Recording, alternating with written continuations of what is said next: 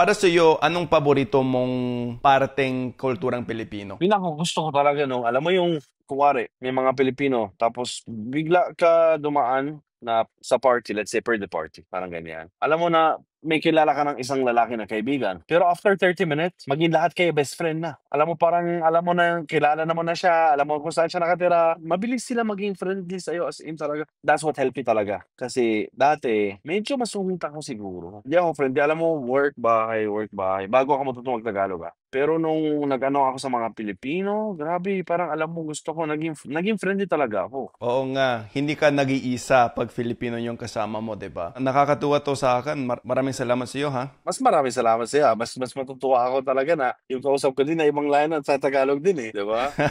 Oh, masaya 'yon para sa ating dalawa, 'di ba? Pero dapat from now on, 'di tayo mag-isip na ibang lahi tayo kasi pusong Pinoy naman tayo, 'di ba? Pusong Pinoy na, Filipino na tayo.